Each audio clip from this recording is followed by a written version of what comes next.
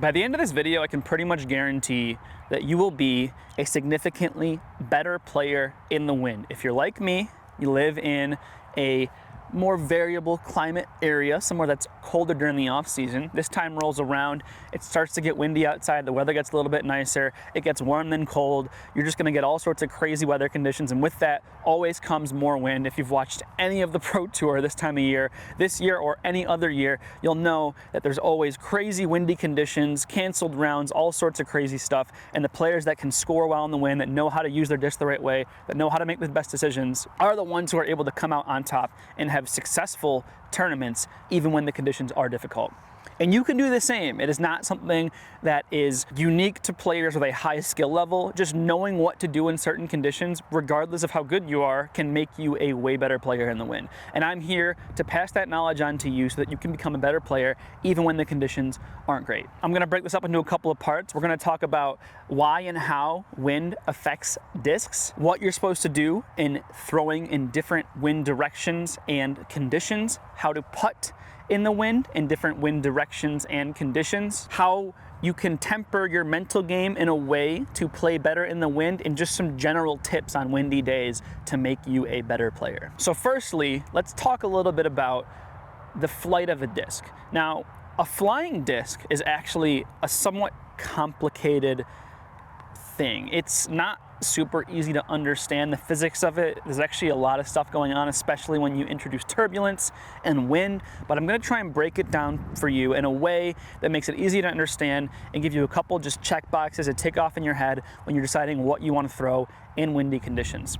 Now, first and foremost, the first thing that you want to be able to do is put more spin on the disc and have less wobble. Generally speaking, more wobble on the disc is going to make the disc more susceptible to being affected by the wind, regardless of the angle you put it on. And it's also, generally speaking, going to make the disc more understable, which a lot of the times when you're throwing in the wind, especially a headwind, you do not want. So being able to throw the disc where it has a clean release from your hand, meaning less wobble, and has a high spin rate, is going to help you be able to predict what your disc is going to do in the wind and therefore play better in the wind. There are many things you can do, be it throwing the disc faster, having a better grip, having better position of your body throughout the throw, getting a better power pocket, whatever it may be. There are a lot of ways to get more spin on the disc. I'm not going to go over how to do those. There are plenty of videos on my channel that'll explain that, or all over YouTube. But basically, if you want to throw better, get a cleaner release with less wobble and throw with more spin, it's going to make the disc more predictable. Basically, the disc is going to be more gyroscopically stable. Now, I'm not talking about stable in the sense of a disc golf term where stable means the disc finishes out harder. I mean stable in that the disc is truer to the flight that it's supposed to have. So if it's a slightly overstable to neutral disc, the more spin you put on the disc, the more it's just going to fly straight and then finish out. So for a more overstable disc, the disc is going to fly more like an overstable disc if you throw it with good spin and low wobble, where an understable disc is going to fly just like an understable disc. With less spin and more wobble, the disc is going to fly less like the way it's supposed to. Generally speaking, there are 3 types of wind that you're going to have to deal with throughout a round of disc golf. 1 is going to be a headwind, 2 is going to be a tailwind, and 3 is going to be a crosswind, and sort of 4 is going to be some mixture of those, because the wind is never going to be an exact direction, either from behind you, in front of you, or directly to your side. So first off, we have headwinds. In a headwind, generally speaking, you want to throw more overstable discs and you want to throw faster discs. This is because the headwind is going to stop the disc from going as far, so you want to throw something faster that's going to cut through and be able to push further than it normally would, and it's going to make the disc effectively less stable, so you want to throw something more stable to overcome that and get the flight that you would normally want in a no wind or low wind condition. The reason this happens is because the disc is effectively moving faster than it normally would be. So if you're throwing 60 miles an hour into a 20 mile an hour headwind, the disc is effectively moving 80 miles an hour in its frame of reference. So the disc is going to fly as if you threw it 80 miles an hour, and we all know if you throw something 80 miles an hour, it's going to turn over more, it's going to be less stable. And then of course there's a force acting on it, pushing it backwards, so it's just not going to go as far. So having something more stable, something with a narrower rim is going to get it to push through that wind more, go a little bit further, and then something more overstable is going to stop it from turning over as much. Then on the other side of that coin, there's tailwind. With tailwind, you want to pretty much do the opposite. You want to throw slower, less stable discs. Now, this isn't like a hard and fast rule for either headwind or tailwind. You kind of just use this as a rule of thumb to kind of figure out what it is you want to throw. If I'm, for example, normally throwing a mid-range on a shot, I'm not going to throw a putter if it's a tailwind and a fairway if it's a headwind every single time, but I might kind of push myself in those directions. Generally speaking, when I'm trying to choose what disc to throw when the wind is changing on that hole. So for a tailwind, you're effectively making a disc move slower. You have the wind coming up behind it, and so it's going to make it as if you're throwing it with less of an arm speed. So if you have a 20-mile-an-hour tailwind and a 60-mile-an-hour throw, the disc is as if it was throwing 40 miles an hour. So it's going to fly more stable. So you want to throw something a bit more understable so it turns over a little bit more.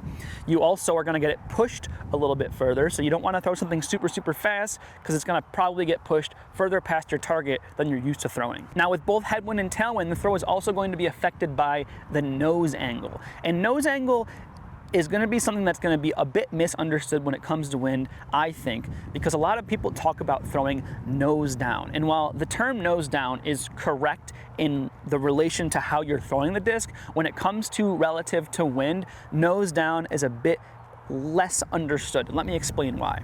Nose angle, when we talk about with a throw, is going to be relative to the launch angle. So if I'm throwing the disc at this angle and the disc is at this right here, at this angle right here relative to that launch angle, this is a flat release. But notice, relative to the ground or the wind, this is actually nose up. So a flat nose angle is actually going to be nose up. Even something that's slightly nose down might still be nose up relative to that wind. In fact, if you're throwing on a positive launch angle, which most people are, you're often not going to be actually throwing nose down relative to the ground, and especially relative to the direction of the wind. The wind is almost always going to be parallel to the ground. So it's important to keep that in mind, because that way you know that it's pretty much always going to be affected the same way, because you're always throwing part of the disc being shown to the wind in the same way, regardless of if you're throwing nose down or nose up. Now, of course, that's still gonna make nose angle important. You still wanna try and throw more nose down so that it doesn't get affected as much. But it's important to understand that I'm pretty much never really actually throwing nose down relative to the ground or relative to the direction of the wind. So now that you understand that, you'll understand why the disc gets reacted differently in a headwind and a tailwind. Because I'm always pretty much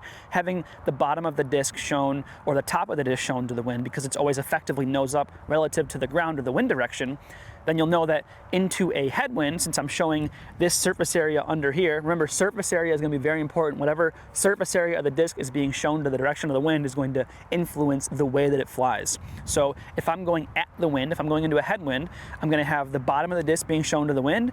That's going to push it back a little bit and also up. That's why the disc rises when you throw it into a headwind. On the other end of that, if I'm throwing with a tailwind, I'm showing the top of the disc to the wind. That's going to push it down and forward. So that's why we want to throw the disc that we mentioned, stable and fast versus understable and slow. Then we talk about crosswinds. With crosswinds, you're not really affecting the forward and backwards direction of the disc, so you don't have to worry about changing the speed. Generally speaking, this can sort of change depending on certain variations of what's going on. Like for example, throwing a big hyzer, a faster speed disc is going to get pushed a lot more and skip a lot more, but generally speaking the speed is going to be kind of the same. But what instead is going to be important is that hyzer angle. If I'm throwing a hyzer release into a right to left crosswind, right, I'm going this way, I'm still going to go the same distance, but the disc is going to the wind's going to get under the disc, it's going to push it up and to the sides. If you've ever thrown a big swinging hyzer, right hand backhand with a right to left wind, you've probably seen it pick up like a kite, get way up in the air and fly way off to the left.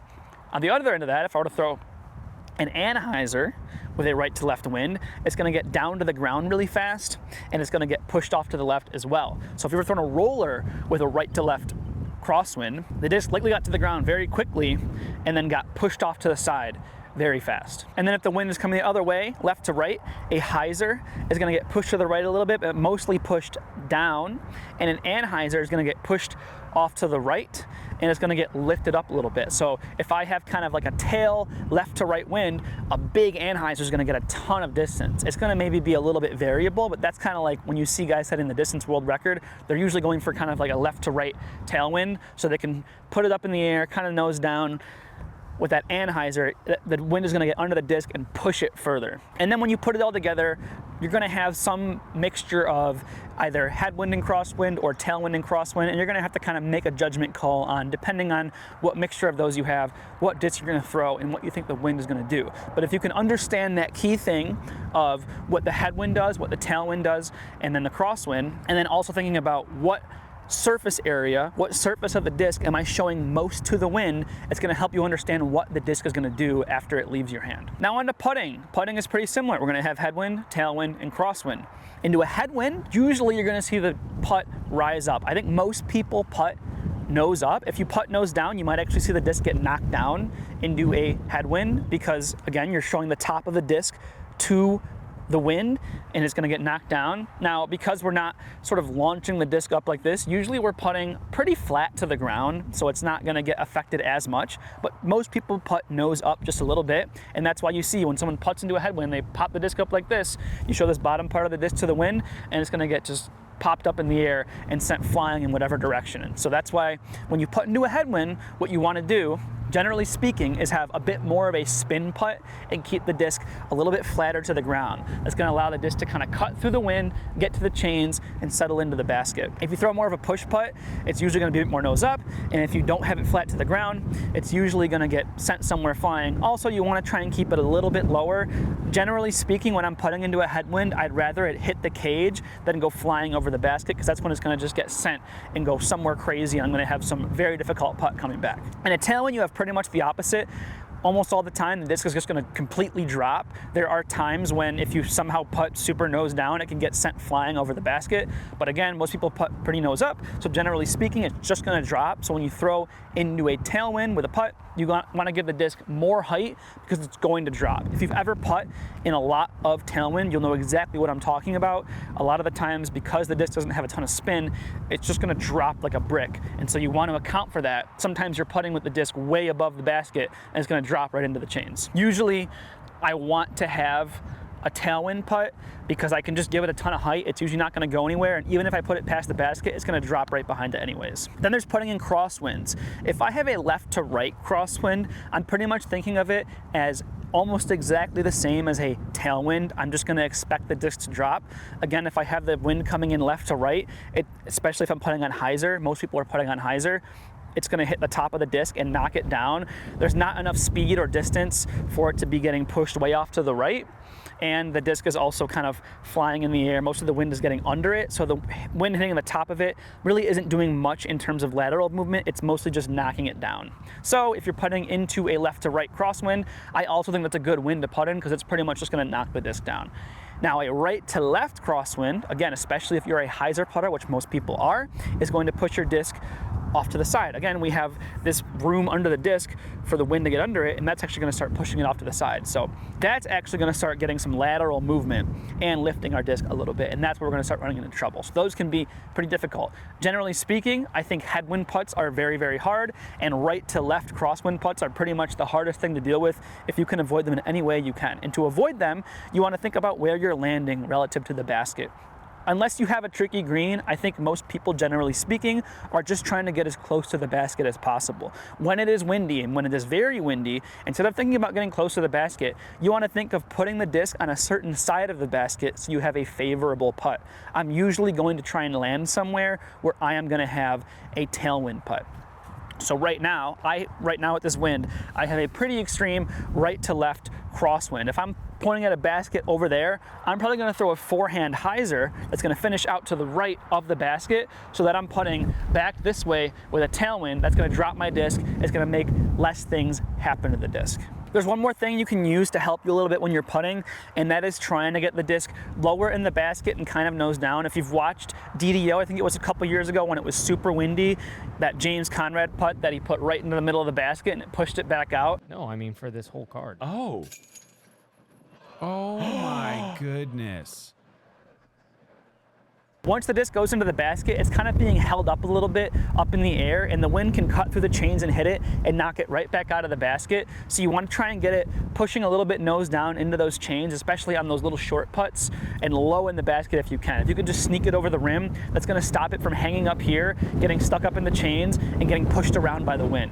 And boy, is it getting windy out here. Okay, so we talked about throwing, we talked about putting. Let's talk about the mental side of things, because that is also extremely important when it comes to wind. There's gonna be two key words I want you to think of when it comes to playing in wind. Number one is acceptance, and number two is trust. Now, when it comes to acceptance, you have to accept conditions and you have to accept results. Wind is fickle, it's confusing, it's highly variable, so many things can happen. You have to just kind of accept the conditions and just understand that, hey, everyone's playing in this, everyone's affected by it the same way. The ones that are gonna come out on top are the ones that can accept those conditions for what they are and play in them the best that they can. The ones that cannot allow themselves to accept that's what's happening are going to be the ones that are going to get the most frustrated. They're going to not be able to adapt the conditions, and they're going to have their rounds crumble and fall apart, especially the ones that try and play the same way they would, run the same putts, all that stuff. You have to change the way you play and the way you think about the game when you're playing in wind, especially when you get really windy like it is outside right now. You're going to play winds at some point in your life when it's like this, and you have to change the way you think about the game when you're playing in these winds. Secondly, you have to accept results. Wind is going to create a ton of variability, and no matter how much you try and account for the things that the wind is doing, things will just go crazy. The wind will switch direction, the wind will pick up, it'll slow down. The disc can hit the ground and have weird stuff happen to it. It can bounce, it can skip. The wind creates so many more variables, so many weird things that are gonna happen, and you just have to accept that those things are just gonna happen. They're gonna happen to you, they're gonna happen to everyone else. It's gonna be a bit more silly, it's gonna feel a bit more trivial and stupid. Everyone's gonna have weird stuff happen throughout their round. You just have to accept those results that are gonna happen and not try and get too frustrated with them. During a normal round, if you had the disc pick up and roll away 100 feet, you know, that would be pretty freaking crazy. But on flat ground, you can get a disc pick up and start rolling just because of the wind. You can get a disc go dead center in the basket and hang out up there and then get pushed out into a headwind somehow. So many weird things can happen with the wind.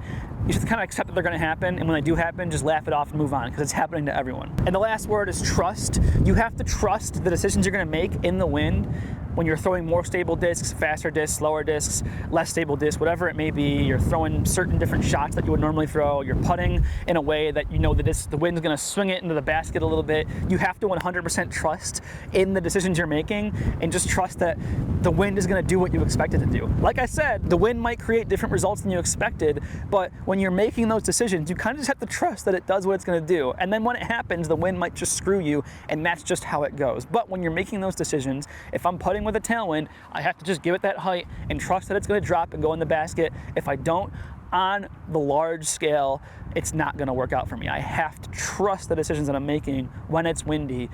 Otherwise, I'm just going to fall apart. Now, just some general tips in playing in some wind. This is just kind of stuff I've picked up over time, things that have helped me. So first of all, lay up more often. Just lay up. The wind is going to do weird stuff, and if you try and go for stuff, if you try and run putts, if you try and run certain shots and get in certain areas, you're going to run into trouble. If it's this windy and I'm 20 feet from the basket, I might just lay up, because I'm honestly probably almost never making that putt. It is just too much. Just look what the disc does if I just throw it into this headwind with a normal putt. And maybe went off camera too quickly. Look what this does. It hit my tripod, and I was about 30 feet away from my camera. That would have landed right on the ground in no wind. Sometimes you just have to lay stuff up. Sometimes, if you're just 20 feet away from the basket and you're putting for par, you know, maybe you just put it on the ground, step up, tap your putt in, and just move on. It feels bad, but when it's windy like this, you just have to lay up more often. And on top of that, just play generally more safe. Try and take the more safe line whenever possible. Wind is gonna do weird stuff, and if you're going for difficult shots, it can bite you in the ass very quickly, create frustration very quickly, and make you wonder why you ever made that decision in the first place. It might feel boring and stupid to be taking bogeys on holes you would normally birdie or whatever, but just try to play safe when you can, because the wind is going to make everyone's life hell. And if you just play smart and safe and take your medicine and suck it up, you will play better than other people. It's those that try and be defiant to the conditions, they don't accept the conditions, they try and make the risky plays and do the things they would normally do without wind. Those are the ones that have the most trouble, that try and run the putts, that try and go for the big air shots and stuff. Those are the ones that have the most trouble. The ones that play safe, the ones that accept the conditions, the ones that just play within the means of what the weather is giving them, those are the ones that play the best. Okay, another tip. I know I said that you want to give the disc some height in a tailwind because it's going to drop, but pretty much other than that, you want to try and keep the disc lower to the ground. The higher in the air you're putting the disc, the more chance you have the wind to do crazy shit to it and create tons of problems. Think about it. When you're lower to the ground, you have buildings, you have trees, you have obstacles that are going to stop some of the wind. When you're up in the air, one, you're reducing some of the friction that you have low to the ground. If you understand like shear forces and stuff in physics, lower to the ground, you're going to have less friction, less wind. Higher up, more wind, less stuff in the way. It's going to do way more. And you're higher in the air, so it's more time for the wind to send it flying. If you've ever been out on a day like this and thrown a big hyzer into a right to left crosswind and just seen it act like a kite and just go flying, you'll know exactly what I mean. You want to pick more low-driven shots whenever you can, unless you're in a tailwind. Even then, sometimes crazy stuff can happen. It can go way past where you want to go, and then all of a sudden, you have a 100-foot up shot for par with OB near the basket into a crazy headwind because you went way too far into a tailwind. Try and, again, pick the safer shots and also keep the disc lower to the ground when you can, because the higher you go, the more the wind is going to do crazy stuff. Another thing to consider when you're throwing in the wind is how domey your discs are. So I kind of talked about this a little bit before, but the way the disc gets its flight is because there's a rim, and then under the rim there's a space. And the way it flies in the air and stays in the air, what's kind of interesting, is this space under here, the wind gets under it and holds it in the air. There's a little bit more to it than that, but that's kind of generally speaking what's happening. And domier discs, because there's more of an arc, there's going to be more room for the air to get under that disc and hold it up. So, kind of generally speaking, domier discs are going to get affected by the wind more because more air can get under it and do more stuff to the disc. So I actually have two discs in my bag that are like overstable drivers. One is a Domi C-Line Halo Emperor, and one is a flatter S-Line PD2. Sorry, this is a C-Blend, whatever. And if you hear, this Emperor has kind of a heartbeat. This PD2, nothing. They're pretty similar in stability. I would say the PD2 is more overstable, but this thing will cut through the wind way more and get less affected by it because it has less dome. This thing, even though it's like close in stability to this PD2, it'll get turned over way more in the wind because more of it will get under the disc and affect it more. So it's something to think about. Domier discs are going to be more variable in the wind. Flatter discs are going to cut right through it and get less affected by it. Another thing, avoid rollers at all costs. Try not to throw rollers. When you throw a roller, right, when we're throwing hyzers, we're showing a little bit of surface area to the disc. When we get like this, just feel a disc in the wind when, when it's this vertical. The disc is going to get sent in all sorts of crazy places. You're creating a total wind sail when you do this. Avoid rollers at all costs. If it's windy, they are not good. And on the side of rollers, another thing to think about, the disc can do weird stuff even after it hits the ground. The disc can hit the ground, pick up, and roll 100 feet because the wind's keeping it up in the air. You've seen it happen many times on like putts that have spit out, and I have to finish this video because it's now starting to rain quite a bit. But yeah, when the disc hits the ground, even if you aren't trying to throw a roller, sometimes the disc can do weird stuff and roll and skip and bounce, and the wind can still keep it going because it has an extra force. Usually there's no more forces acting on the disc when it hits the ground, but when there's wind involved, there's still a force pushing it around and it can do weird stuff. So think about that when you're throwing your discs. Try and throw them in a way that they'll just drop flat and not go anywhere. And lastly, just forget about your normal scores. Forget about how you normally play on the course. Things are going to be so different the windier it gets, and you have to just kind of like let the ego go, let everything go. It's going to be weird, it's going to be confusing, and you're going to feel like you're playing terrible, but sometimes what feels like a really bad round in the wind can actually be quite good, and letting go of that and just letting it happen and accepting it and trusting it is going to help you play the best. Just forget about the normal scores, forget about how you normally play. Anyway, that's the video. It's crazy windy out here. This is a great time to make this video, and I'm about to get rained on and probably blown away, so I'm gonna get going. Thanks for watching. I hope this helped. I hope you can play well in the wind. I'll see you next time. Peace.